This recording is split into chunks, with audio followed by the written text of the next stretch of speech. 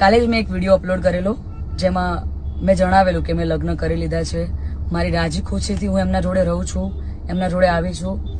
છતાં પણ અમુક લોકોએ સોશિયલ મીડિયામાં વિરોધ કરવાનું ચાલુ કર્યું છે, ધમકીઓ આપવાનું ચાલુ કર્યું છે, મારી નાખીશું, ઉપાડી જઈશું. બરાબર? તો મને એ નથી સમજાતું કે જ્યાં સુધી હું સમાજનું નામ રોશન કરી રહી છું, જ્યાં સુધી હું મારા ઘરે પૈસા કમાઈ રહી છું, જ્યાં સુધી હું એમના માટે કંઈક કરી રહી છું, ત્યાં સુધી હું બધાને સારી લાગુ છું.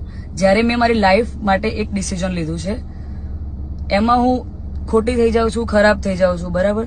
અને એને લઈને ઘણા બધા લોકોએ એવું બી મૂક્યું છે, સમાજવાળાઓ લોકોએ, કે ભાઈ અમે દીકરીઓને ઇન્સ્ટાગ્રામ, ફેસબુક બધું યુઝ કરવાનું બંધ કરાવી દઈશું. તો આ નિયમ ફક્ત દીકરીઓ માટે કેમ છે મને એ નથી સમજાતું. આપણા દીકરાઓ જયારે કોઈ બીજા સમાજની દીકરીને લઈને આવે છે ત્યારે આપણે બધું એક્સેપ્ટેબલ હોય છે. જયારે એ જ કાર્ય આપણી દીકરી કરે છે ત્યારે આપણે એના વિરુદ્ધમાં જઈએ છીએ. તો મને એવું લાગે છે કે અત્યારે તમે એકતા કરી રહ્યા છો, બહુ સારી વાત છે કે સમાજ એકતા કરે છે, પણ તમે લડવામાં નહીં સમજવામાં એકતા કરશો તો વધારે સારું રહેશે.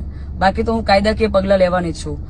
અને આ બાબતે હું આપણા વિધાનસભાના અધ્યક્ષ શ્રી શંકરભાઈ ચૌધરીને વિનંતી કરું છું અને આપણા ગૃહમંત્રી શ્રી હર્ષભાઈ સંઘવીને પણ વિનંતી કરું છું કે મને આમાં સપોર્ટ કરે. અને બાકી તો આપણે કાયદાકીય રીતે લડવાની તૈયારીમાં છીએ. અને મારા સમાજને એક પ્રેમથી મારી આ રિક્વેસ્ટ હતી કે હું સમાજની દીકરી છું અને મેં જે કંઈ પણ પગલું લીધું છે એ મારી પર્સનલ લાઈફ છે, મારી પોતાની ચોઈસ છે. તો એના પર કોઈ સવાલ કે કોઈ કમેન્ટ્સ કરવાનો કોઈને અધિકાર નથી. જય માતાજી, જય દ્વારકાધીશ.